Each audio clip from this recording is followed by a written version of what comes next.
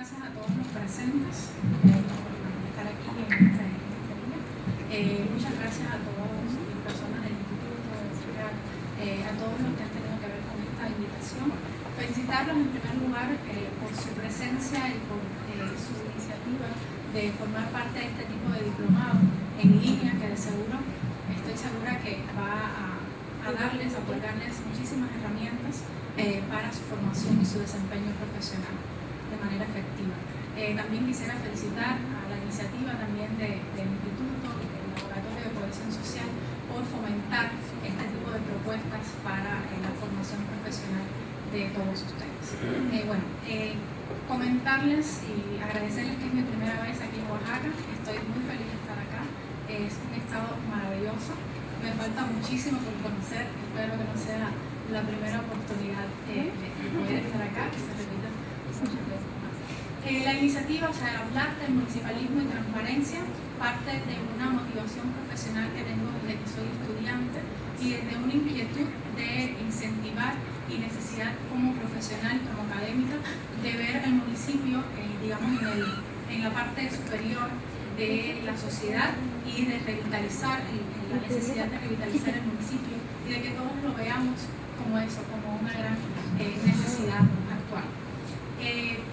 Hablar de municipalismo y transparencia, cuando hablamos hacia una breve reflexión crítica, voy a hablar de manera general, sobre todo de manera teórica, porque bueno, en la práctica, hablar de ustedes que son funcionarios y servidores públicos, ustedes son los que están de alguna manera en la primera línea de combate junto con los municipios y junto con los ciudadanos. Vamos a abordar algunas reflexiones críticas en torno al municipalismo, en torno al acceso a la información y sobre todo desde mi visión de una sociedad completamente diferente, de un sistema político completamente diferente como es el cubano, y espero que pueda aportar algunas líneas de reflexión en torno a lo que se está viviendo no solo en los municipios mexicanos, sino en los municipios latinoamericanos de manera general. Cuando pensamos en municipio, si hablamos de una manera académica, si lo pensamos como servidores públicos o como funcionarios públicos, seguramente la respuesta será muy lógica y muy, digamos, ideal. El municipio es la primera base o el primer espacio de acercamiento al ciudadano, propicia no solamente la participación del ciudadano de manera directa, sino que también aleja de alguna manera la falta de confianza, la falta de, digamos, de credibilidad hacia los órganos superiores del gobierno. Esto sería, digamos, un concepto ideal si lo pensamos desde nuestra línea de desempeño. Si pensamos ahora en el municipio como ciudadanos normales, como ciudadanos cotidianos, podemos entonces pensar que este concepto ideal se derrumba. El municipio viene siendo, de alguna manera, una demarcación territorial donde nos desempeñamos en nuestra vida diaria y que prácticamente carece de toda importancia y que prácticamente no tiene ninguna función más allá de algunos servicios públicos comunales como la luz, la recogida de basura. Y entonces, si analizamos estas dos visiones, vemos que la realidad y que la teoría divergen mucho en torno al municipio. Yo siempre utilizo la analogía del municipio en nuestra cotidianidad como que el municipio es aquel, digamos, familiar, oveja negra, por así decirlo, que hay en casi todas las familias, que no nos gusta que aparezca en la foto de diciembre y lo ponemos en la parte de atrás de la foto para que no se vea, no se visualice mucho, y que nos acordamos de este familiar de vez en cuando, solamente cuando lo necesitamos o tenemos algún problema puntual. Esa, desgraciadamente, es el papel del municipio actual. O sea, el municipio no está en el centro de la foto, está detrás.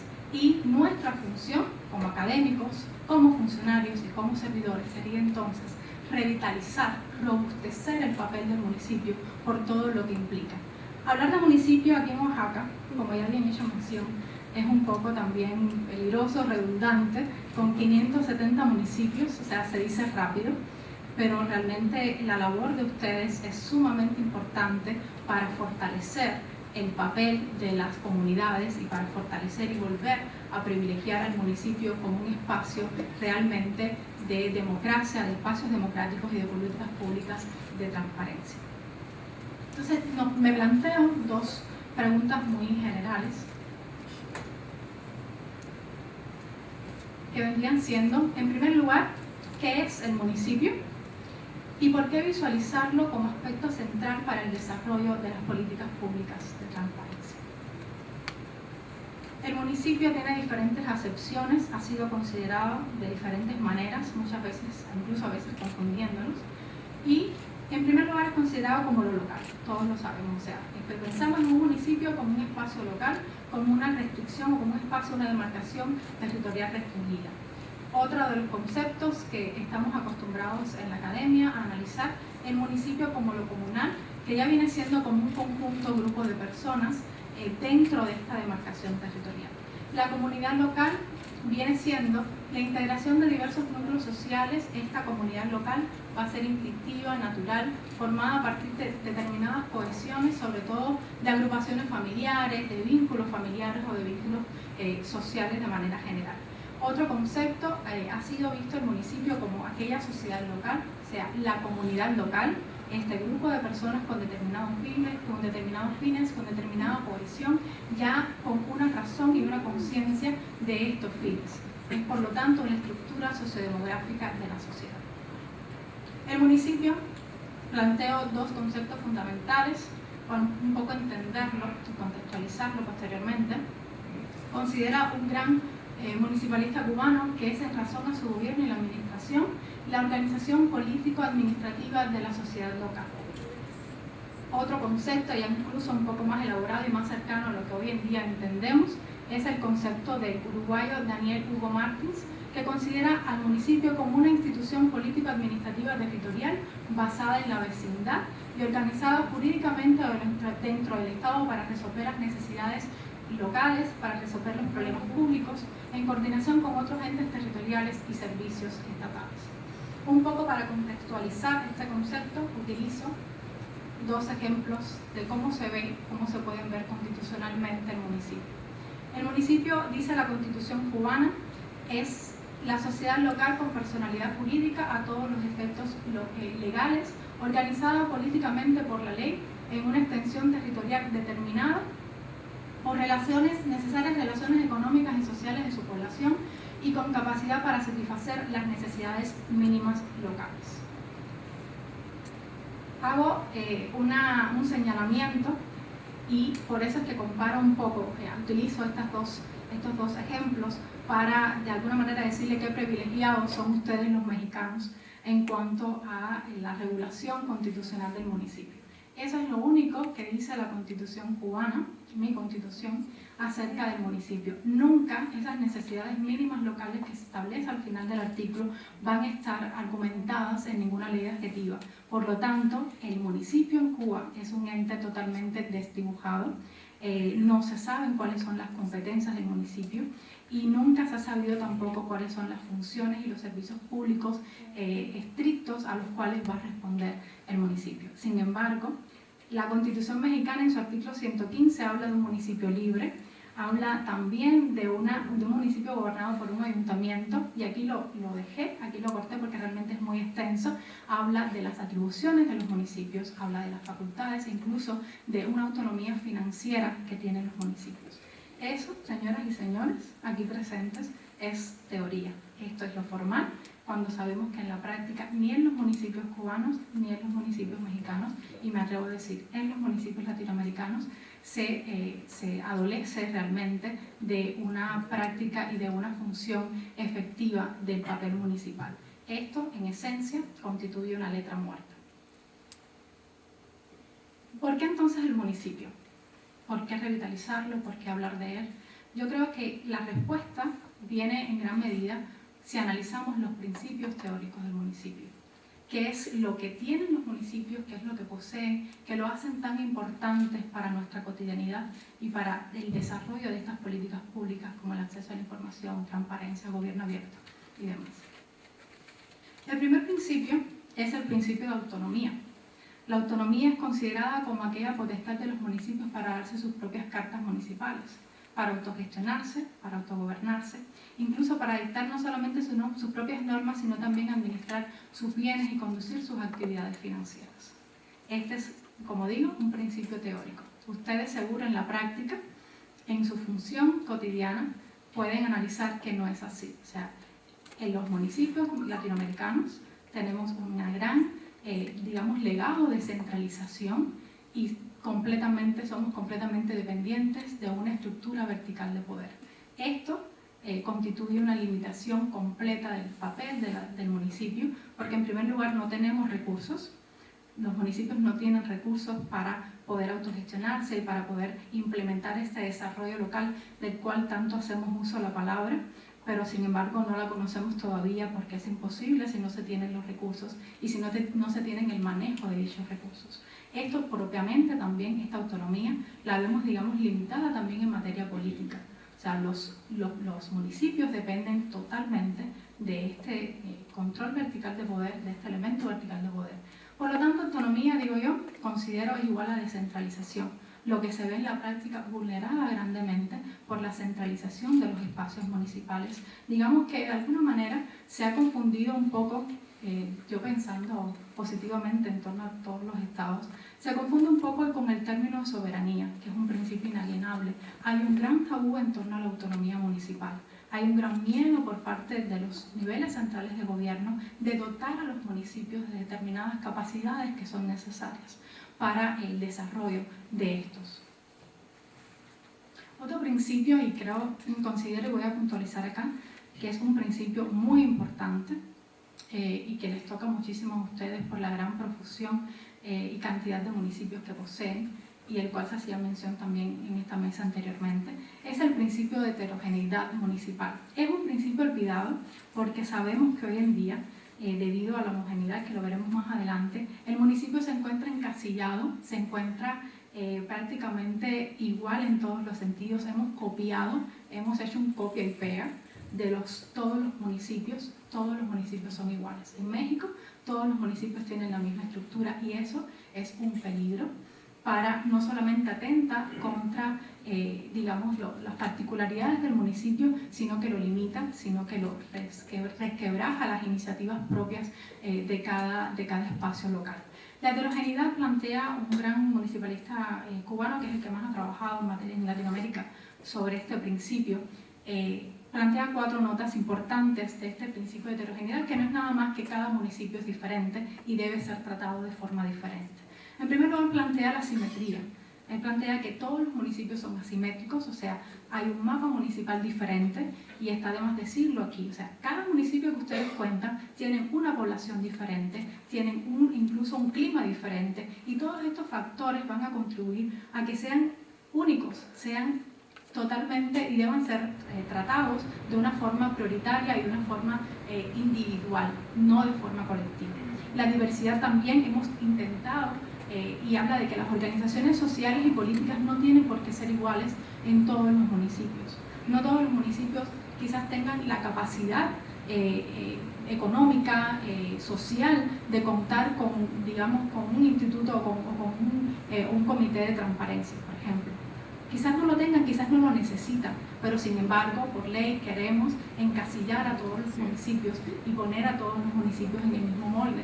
Y estoy alertando, es un peligro del cual estamos ahora mismo todos los municipios latinoamericanos recogiendo el fruto de esta homogenización, que es que no podemos separar las funciones del municipio, no las podemos distribuir, no podemos potenciar las facultades del municipio, y por eso muchas veces las políticas públicas que implementamos no son efectivas, porque estamos tratando también de implementar políticas públicas semejantes en todos los municipios sin saber y sin tomar en cuenta sus necesidades o sus propias estructuras para desarrollar dichas políticas públicas.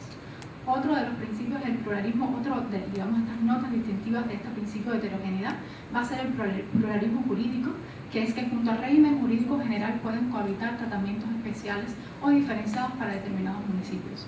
¿Cuántos municipios rurales trabajan y funcionan en torno a costumbres y usos, a normas tradicionales no escritas?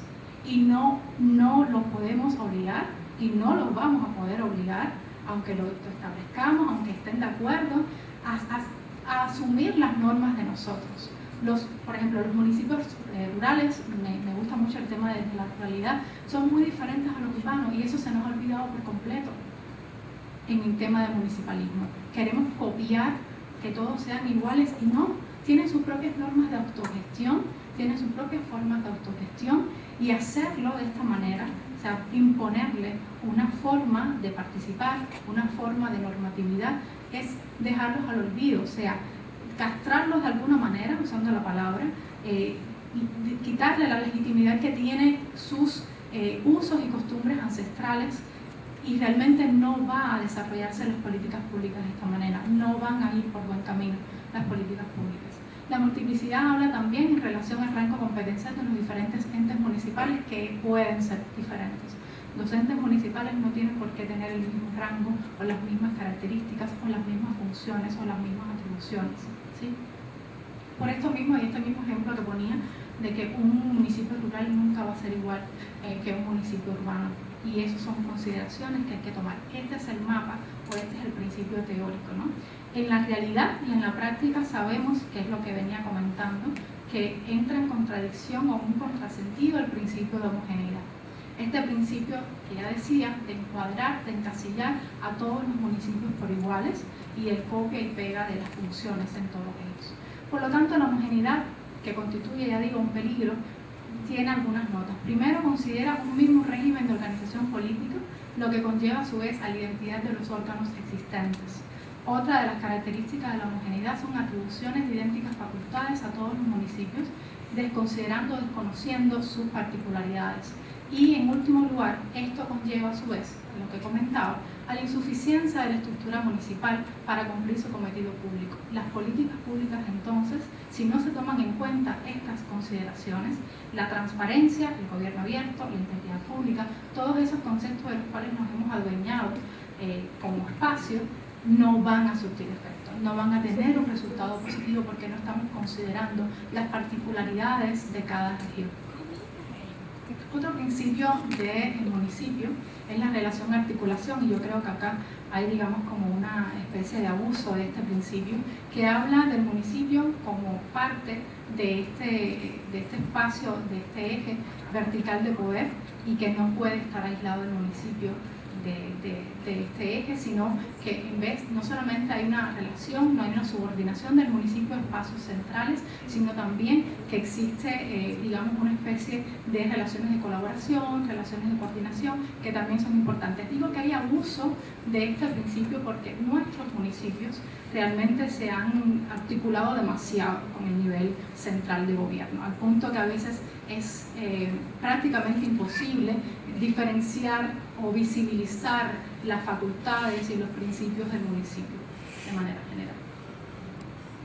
La democracia también es un principio muy importante, al cual en la teoría habla del acercamiento al ciudadano en el municipio, sobre todo en efectos de la elección, cómo está cerca de las personas, digamos, de las personas que se van a elegir, que van a formar parte del gobierno. Y realmente este principio de democracia, yo creo, es la democracia, habla de la democracia representativa, o sea, cómo el ciudadano está cerca de los entes municipales solamente y cuándo va a votar. Una vez que usted le delega, y de esto habla la democracia representativa, una vez que usted le delega su poder, su facultad, su voto como ciudadano a este representante, decía Rousseau que usted se desentiende totalmente de sus facultades como ciudadano y no puede hacer otra cosa que esperar hasta las próximas elecciones para poder, digamos, hacer uso de esa voluntad ciudadana que ya fue cedida. ¿Cuál sería entonces, esta es la teoría, y cuál sería entonces la contrapartida, digamos, en la práctica, la cual tenemos que rescatar y la cual tenemos que trabajar? Vendría siendo la democracia participativa. Entonces, democracia representativa versus democracia participativa en un espacio tan importante y tan necesario como el municipio. Los principios municipales, entonces, ya sabemos, como lo hemos analizado, y seguro ustedes, algunos estarán de acuerdo conmigo si lo ven en la práctica, desde su trinchera de combate, que constituyen una utopía. Realmente estos principios responden, la reflexión a estos municipios responden a qué municipio tenemos. Estos son los municipios que tenemos, no son autónomos, no son heterogéneos, son homogéneos totalmente. Hay una relación, articulación difícilmente de desvincular y de descentralizar el municipio, y hay una democracia representativa que de alguna manera limita todas las potencialidades del municipio. Entonces, la pregunta siguiente sería: nosotros como servidores públicos, como académicos, ¿qué municipio queremos? ¿Cuál es el municipio que estamos buscando para realmente que surta en efecto todo esto que estamos desarrollando como Estado, como sociedad, como gobierno? Es necesaria, y lo planteaba desde un principio, la revitalización del municipio. Se está viendo una revitalización del papel municipal en todos los municipios latinoamericanos, y esto se debe en gran medida a la nueva gobernanza. La nueva gobernanza, en aspecto general, es considerado como la introducción no solamente de la importancia de espacios más o menos autónomos como el local, como el municipal, sino también la introducción de nuevos actores, digamos, privados, empresarios, sociedad civil, organizaciones no gubernamentales que hasta algún momento habían estado excluidos de la participación de la toma de decisiones y la implementación de políticas públicas, y hoy en día con este nuevo gobierno, con este concepto de nueva gobernanza, se ha, digamos, dado un papel fundamental, y más adelante pondré algunos ejemplos de cómo se ve en la práctica. La participación entonces va a ser el principio municipal que tenemos que rescatar.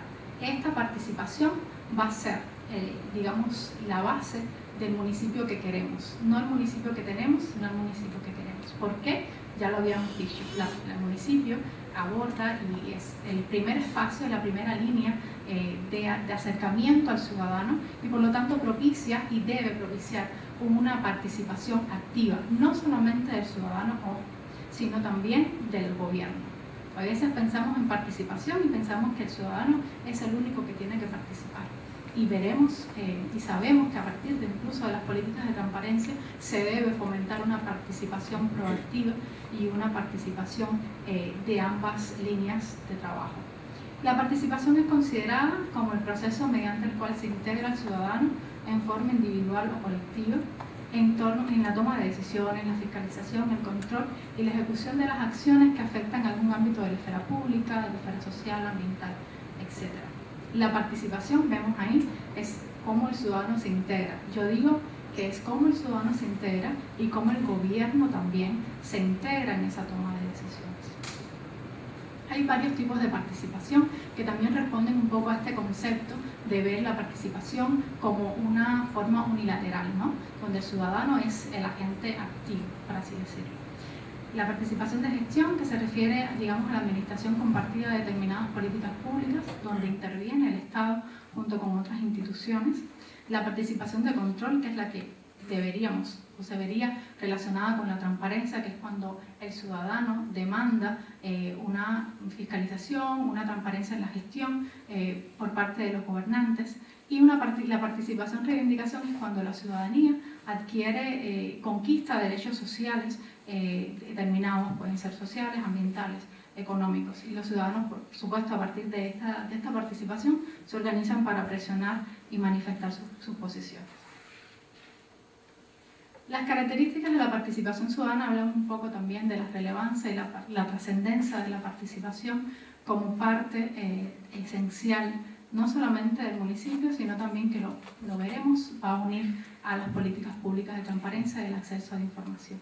Es inclusiva, todos los individuos deben participar y poder dar sus opiniones e intereses. Una participación deliberativa es que genera consenso en torno a decisiones de calidad, es equitativa porque se busca la distribución de los recursos y bienes sean para todos por igual, efectiva porque los objetivos y recursos necesarios se formulan y disponen de acuerdo a decisiones convenidas previamente y participativamente, y es transparente porque el acceso a la información es y debe ser fundamental en la participación. La participación, en buena lid, va a ser el catalizador en los espacios municipales de la transparencia. ¿Por qué? Porque visualiza el poder de los gobernantes, porque además le permite al gobernante saber qué tan efectivos son sus políticas públicas, si están dando resultados. Y por eso es que hablamos que esta participación y el esquema municipal va a ser la parte más importante y la parte que se debe implementar. No hay nada más cercano al ciudadano, como ya lo hemos dicho, que el municipio. Por lo tanto, es donde el ciudadano va a ver, a partir de la participación y del acceso a la información y a la transparencia, lo que está haciendo el gobierno, si realmente sus necesidades y sus problemas públicos están siendo canalizados y ventilados de forma correcta. Seamos claros, al ciudadano no le interesa muchas veces, por desgracia, pero es así y hay que ser prácticos, no le interesa saber el gasto del Estado, le interesa saber si se va a resolver el problema de su colonia, si su colonia va a tener agua potable, si su colonia va a tener electricidad. Esos son los problemas que nos interesan como ciudadanos y a los que tiene que dar respuesta. Entonces no responde ni siquiera a un nivel estatal ni a un nivel federal, responde a un nivel municipal, incluso más local todavía. Si se trata de comunidades más cerradas, mucho más cerrada todavía, a partir incluso de consejos vecinales que se forman, digamos, para dar respuesta a determinadas necesidades municipales.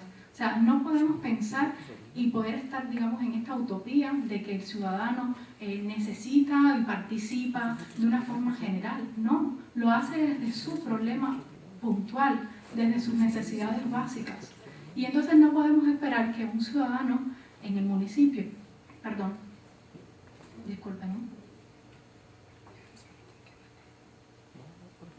no podemos esperar que un ciudadano desde el municipio realmente utiliza las plataformas y el acceso a la información para conocer algo que va más allá de sus necesidades puntuales. Y hasta ahora hemos pensado que ha sido así y eso ha sido un gran error para la implementación de políticas públicas.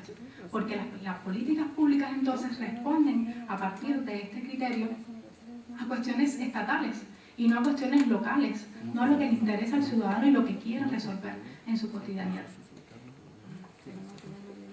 La participación ciudadana entonces en el municipio, establezco, permite la participación de la ciudadanía en las acciones gubernamentales y hace posible la publicitación del poder, por eso lo establezco como catalizador de la transparencia. Se rompe con la lógica de democracia representativa porque obliga prácticamente a hacer de forma vinculante la generación de prácticas directas de participación.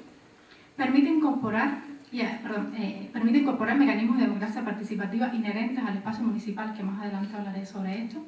Asegura la legitimidad del compromiso de los ciudadanos informados y hace que se sientan incluidos en la toma de decisiones y en la implementación de políticas públicas. Mejora la eficiencia en estas políticas públicas al dotar a los tomadores de decisiones de la información que permite un mejor diseño de políticas, porque hay una visualización de lo que se está haciendo. El ciudadano es consciente de lo que está haciendo de manera directa el gobernante y el gobernante está viendo si realmente es eficaz y efectivo lo que está haciendo para el ciudadano, si está visualizando bien la información, si está realmente dando todos los mecanismos y otorgándole todas las facultades necesarias al ciudadano para empoderarlo de forma municipal. El municipio, como potenciador de la participación directa del ciudadano, ya dicho, lo convierte en catalizador de políticas públicas de transparencia y se modifica el papel ciudadano a partir de la participación. Se cambia de un ciudadano pasivo a un ciudadano proactivo y se desarrollan canales de comunicación entre autoridad y ciudadanos y de relaciones horizontales entre ciudadanos. Esto tiene mucho que ver con el papel que le hemos dado a las políticas públicas, por ejemplo, de transparencia. Hemos visto y consideramos estas políticas de transparencia de una forma también como vemos el poder, de una forma vertical. O sea, yo como ciudadano soy pasivo, necesito que usted como gobierno me dé acceso a la información. Al final es una relación vertical. Ahora, de abajo hacia arriba, porque soy yo la que demando como ciudadano este acceso a la información, pero no deja de ser una relación vertical. Y hasta ahora hemos visto que las relaciones verticales de poder lo que conllevan es una centralización del poder y de la toma de decisiones. Y lo que se quiere entonces, y a mi juicio lo que se necesita, es una relación horizontal de poder, donde los ciudadanos estén de igual a igual con el gobernante y el gobernante también pueda responder de esta manera a los ciudadanos. Las lecciones en torno a la participación ciudadana. En primer lugar, la tecnología no genera automáticamente participación ciudadana. Yo agrego acá, la tecnología no agrega automáticamente ni participación ni transparencia. México es un ejemplo de ello. O sea, ¿cuántas veces hemos visto, tenemos todos los portales, ya se leyó en el currículum, tuve la oportunidad de estar en España haciendo una estancia investigativa y yo realmente pensé, como diríamos los cubanos, que iba a descubrir el agua tibia en España por esta concepción, digamos, un poco errónea, ¿no? De que, bueno, estoy en Europa tiene la mayor implementación de políticas públicas, Alemania es pionero en transparencia, España debe estar igual, y descubrí que en boca del el director de Anticorrupción y Transparencia de Cataluña, de toda la región de Cataluña, de su propia boca me dijo que estaban guiándose por México. O sea, en cuanto a transparencia, ellos estaban empezando y se estaban guiando por las políticas aquí implementadas en transparencia. Y dije, wow, qué bien suena la teoría, ¿verdad? No se lo dije a él, pero es así, o sea, qué bien funciona la teoría. En teoría somos, yo me integro también como mexicana a veces, somos un país que realmente ha dado mucho de qué hablar. Somos un país pionero en materia de transparencia. Y en la práctica, sabemos, no ha funcionado. Por eso decía, la tecnología no genera automáticamente participación ciudadana. Realmente, ¿cuántos ciudadanos, si se ven las estadísticas del INAI y demás, cuántos ciudadanos utilizan las plataformas de acceso a la información? Casi todos los ciudadanos son académicos, prensa, funcionarios, pero el ciudadano también no le interesa ese tipo de información, entonces ¿para qué lo tenemos? Por lo tanto, no hay participación ciudadana y por lo tanto no hay acceso a la información porque el ciudadano no utiliza las plataformas abiertas para ello. ¿Qué hacemos entonces? ¿Cuál sería la alternativa para nosotros como funcionarios para que sí se utilicen, para así poder dar uso a esa transparencia y que no solo sea un mecanismo para ganar premios como el premio a la innovación en transparencia? Sí, porque también fue mi tema de tesis y ya revisé cómo se utilizaba para pues ponerse la medallita y ya se acabó, ¿no? Entonces no es el objetivo. La tecnología no genera automáticamente, sino que conlleva procesos más complejos de entendimiento del espacio y de entendimiento de los mecanismos de participación directa. Modernizar y transparentar el Estado al servicio de los ciudadanos. Este es una de las lecciones de la participación, pero no se hace solo, sino que se hace a partir de una gestión coordinada de múltiples sectores, no solamente del gobierno, sino también la implicación de sectores empresariales, de sectores privados, para poder transparentar. Y no solamente tiene que ver con el acceso a la información y con las tecnologías de la información. Y la última lección, que para mí es muy importante, informar no es participar, informar no es transparentar, porque informamos a partir de los portales de transparencia, ponemos la foto del funcionario, quizás cuánto cuesta, cuánto cobra, que a veces a muchos nos es importante saber, sobre todo en la academia, cuánto están cobrando, que se transparente digamos, los egresos y los ingresos de estos funcionarios, como que es súper importante. Ya sabemos que se ha promovido la ley 3 y etc. Al final, eso no es participar. Usted puede informar, pero puede malinformar también. Informar a medias, que es una cuestión también, una de las características de la transparencia, la integralidad, cuando la información no es completa. Entonces no estás cumpliendo el objetivo, estás dando lo que se supone que el ciudadano quiera ver.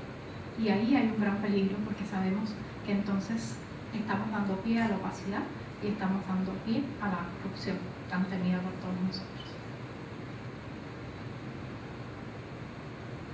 Entonces, ya sabemos, participación igual a transparencia, catalizador de transparencia en los espacios municipales, necesario revitalizarlo, robustecerlo, fortalecerlo. ¿Qué es la transparencia? Nieto considera que es una herramienta que permite al ciudadano obtener información proveniente de las instituciones públicas con el objetivo de que éste evalúe y busque las acciones y decisiones de los funcionarios y servicios públicos y representa un nivel de comunicación entre los gobiernos y la ciudadanía. Representa, dice él, una puerta donde el ciudadano en principio se entera del desempeño institucional y también establece contacto directo con los órganos gubernamentales. Él establece, digamos, un doble efecto. Por un lado, la legitimidad de las instituciones públicas y por el otro, la eficacia de sus acciones y decisiones. En todo este concepto hay una nota distintiva y no aparece por ninguna parte las tecnologías de informática y la información. No aparece. habla del papel del ciudadano, de la necesidad de conocer lo que hace el gobernante y no hace mención en ninguna parte de este concepto a las tecnologías de informática. Más adelante les diré por qué creo que esto es importante. Entonces, la transparencia, teóricamente, es un medio para para combatir la corrupción. Dentro de la administración pública propicia un mejor servicio público, promueve la evolución y formas de mecanismos cada vez más eficientes. En el ámbito político participativo es un medio para el control del poder, su fortalecimiento a través de la legitimidad que le propicia a los gobernantes y propicia también el involucramiento proactivo de toda una comunidad. En el ámbito económico promueve la inversión y en el ámbito individual como calidad de acceso a la información, a datos personales, incluso datos no personales en poder de los órganos del Estado. Las características ya las conocemos: accesibilidad, oportunidad, relevancia, la verificabilidad, la inclusión, la inteligibilidad y lo que hacía mención, la integralidad.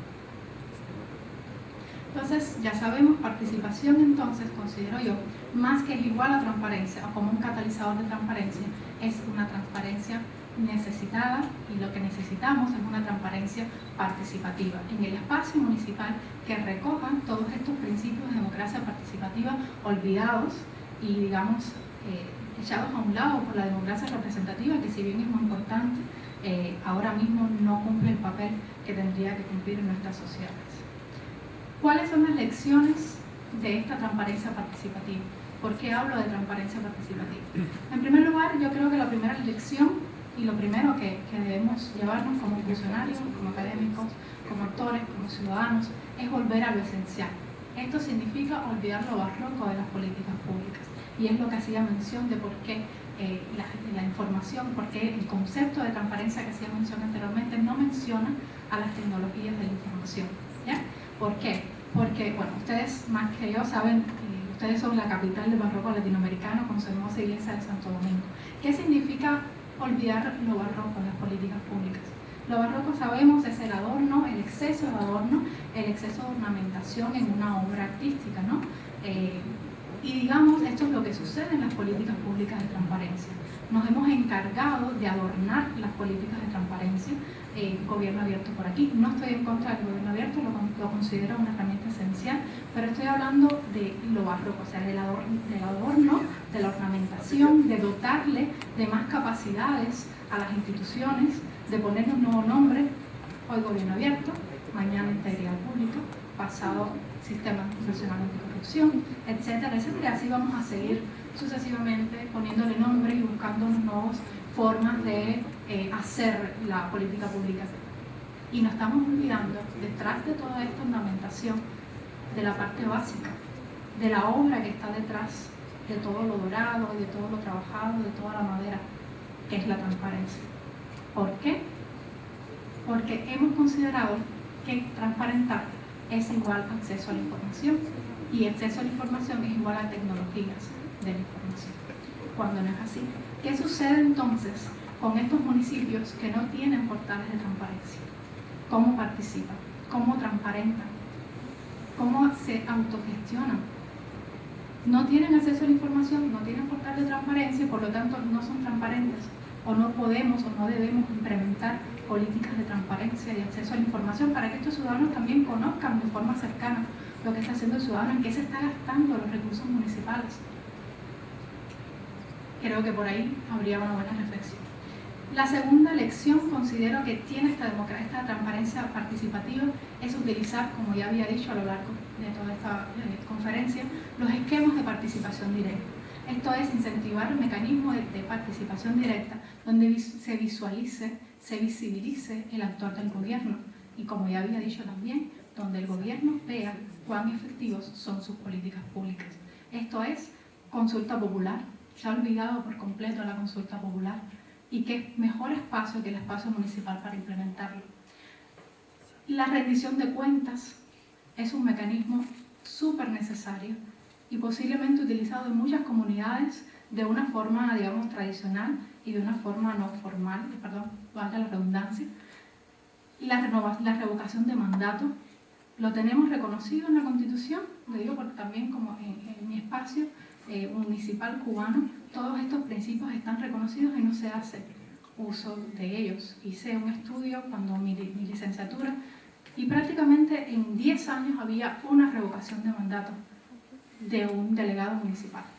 Una revocación de mandato en 10 años. Cuando hay una gestión negativa, cuando realmente está ahí el mecanismo y no se utiliza, y es algo que también sucede en todos los municipios latinoamericanos. La tecnología como instrumento es otra de las lecciones, y digamos que hablo de la transparencia participativa. La tecnología, se ha olvidado, es un instrumento necesario de la participación y de las políticas públicas de transparencia, pero lo hemos convertido en la esencia de las políticas públicas de transparencia. Como hacía mención anteriormente, si no tienes un portal de transparencia, si no tienes una aplicación que te permite el acceso a la información, usted no puede ser transparente. Entonces el llamado es olvidar lo barroco de la política pública y volver a lo esencial, volver a la transparencia como mecanismo directo de visualización del poder y de evitar la opacidad. El otro, digamos, lección es la retroalimentación, que habla de vincular las tecnologías, porque las tecnologías no son malas, las tecnologías facilitan el acceso a la información. Pero ya vemos que teniendo tecnología solamente y no respondiendo y no, digamos, alimentando estas formas de participación directa, no hacemos nada, porque tenemos tecnología y no las usamos. El ciudadano no la utiliza. Entonces, los portales de aplicación, utilizarlos para conocer la gestión, el gasto de recursos, pero también la retroalimentación de los funcionarios. Esto habla de una participación y de una transparencia proactiva, de no solamente vertical, sino también horizontal, de ciudadano a gobierno, de gobierno a ciudadano, de igual a igual. La heterogeneidad, como ya analizaba, es el respeto y las formas y tradiciones y esquemas de participación de cada municipio, el cual ya saben ustedes seguro, que es súper importante revitalizarlo y volver a retomarlo como principio importante en nuestro quehacer gubernamental y en nuestro quehacer institucional. Pongo entonces dos ejemplos muy concretos de cómo esta, digamos, transparencia participativa es posible. El primer ejemplo es la participación en los municipios cubanos. Para el año 2014 había un % en Cuba de utilización de las tecnologías de la información de solo un 28%. En el 2016 comenzaron a implementarse portales de señales Wi-Fi en algunos lugares públicos, y hasta hace unos 2 meses fue implementado por primera vez como un gran suceso en Cuba la utilización del internet en el móvil por primera vez. O sea, el de internet abierto en un móvil era imposible. ¿Por qué hablo esto? Porque como estamos hablando de participación y estamos hablando de transparencia, y que transparencia no es necesariamente tecnologías de la información, entonces ¿cómo se participa? ¿Cómo se transparenta? ¿Cómo se accede a la información en un espacio donde no se tiene acceso a las tecnologías de información? Donde no hay portales de información en ningún ayuntamiento, en ningún municipio. De hecho, hace unos meses fui en abril y estaba empezando la idea a vertebrarse en mi provincia de origen, en mi municipio de origen, un portal, algo así como una página, no un portal, sino una página web, porque ni siquiera hay páginas web de los ayuntamientos. Entonces, ¿cómo se participa? A través de una figura que yo considero elemental y central, y que posiblemente sus espacios y en sus realidades tenga alguna figura similar. Es la figura del delegado de circunscripción. La circunscripción allá viene siendo la colonia, ¿ya? O el barrio. Y entonces en cada barrio ahí hay un representante que es, digamos, honorífico, no tiene salario, su salario es el mismo de su trabajo. O sea, se designa y va a seguir por 2 años, que es cuando cumple su mandato, va a seguir por 2 años cobrando lo mismo que cobraba en su trabajo, al cual se les vincula de sus responsabilidades en esos 2 años. Y este funcionario cumple la función importante, al no ver estos portales de información, al no existir estas tecnologías, cumple la función de puente de información entre los funcionarios municipales, entre la asamblea municipal y el ciudadano. Porque al estar en cada barrio conoce directamente no solamente a cada uno de los habitantes y de los ciudadanos, sino también de sus problemáticas, que como ya mencionaba, son los que le interesan al ciudadano, sus problemáticas cotidianas y cercanas, ¿ya? Entonces, este señor o señora tiene todos los días de la semana, tiene una vez a la semana un espacio donde él tiene que quedarse como hasta las 8 o 9 de la noche, trabaja todo el día y responde las solicitudes y recoge las demandas ciudadanas. Tiene una oficina designada en cada barrio donde la persona, el ciudadano, tiene un problema puntual y va y lo ventila con este delegado, con este funcionario público, para que le dé entonces, digamos, un buen cauce en la asamblea municipal. El gran problema es que, como en todos nuestros municipios no hay autonomía, el funcionario solamente puede servir como cauce, no hay recursos para ello y no va a poder responder si el municipio no responde y no tiene gestión monetaria para responder al problema en sí. Pero la participación que conlleva y la información que transmite de ambas partes este funcionario creo que es lo importante, ¿no? Y lo que se podría rescatar de esta experiencia. Hay un espacio también de participación directa del ciudadano, donde el delegado rinde cuentas de su gestión. Mensualmente se rinde cuentas de la gestión, del problema, si se ha resuelto un problema, por qué no se ha resuelto el problema, cuál sería, digamos, las condiciones necesarias o qué habría que hacer, a dónde habría que irse o dirigirse para resolver el problema de la ciudadanía, y eso se hace en una asamblea vecinal. Todos ahí, entonces, están viendo, acceden, se informan de qué está haciendo su representante más cercano, cómo se está autogestionando, cómo se está gestionando este poder que tú le estás otorgando a este funcionario, cómo se están ventilando los recursos municipales, los recursos locales para resolver tu problema. Muchas veces, seamos sinceros, no hay recursos, no se puede dar respuesta, pero el mecanismo es lo que interesa, o sea, la interacción con el ciudadano es lo que interesa.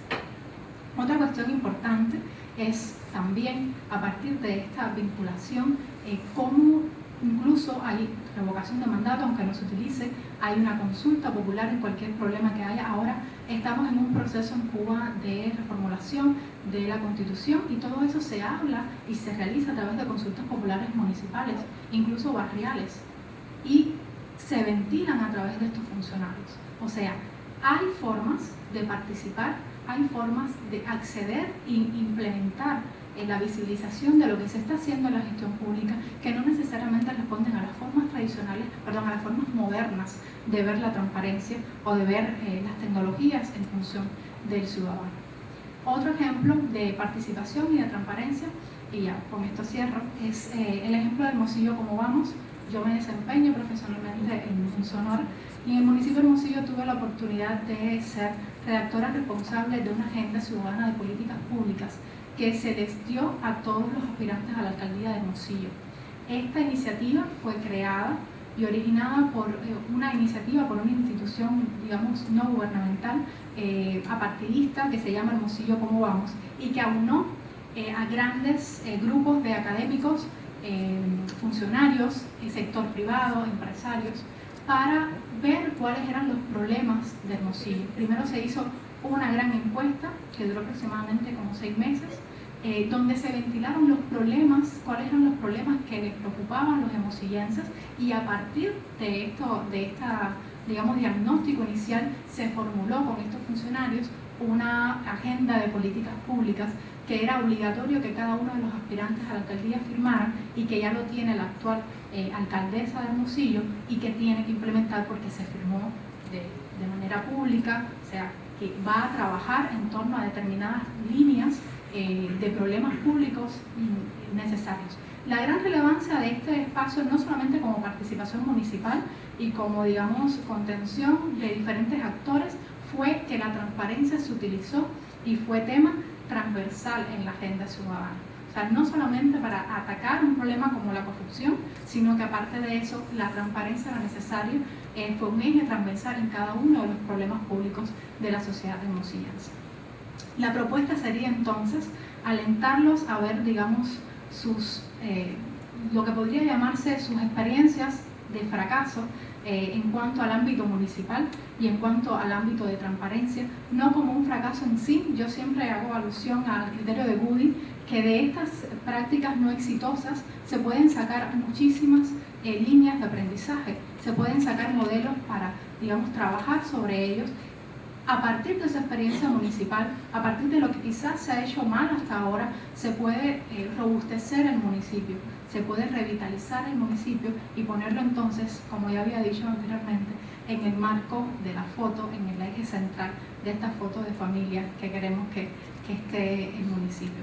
Alentarlos a que aprovechen las oportunidades de este diplomado, que puedan realmente formarse, que aprovechen todo lo que se les está poniendo a su disposición y bueno, estoy a su disposición para cualquier pregunta, duda o comentario. Muchas gracias.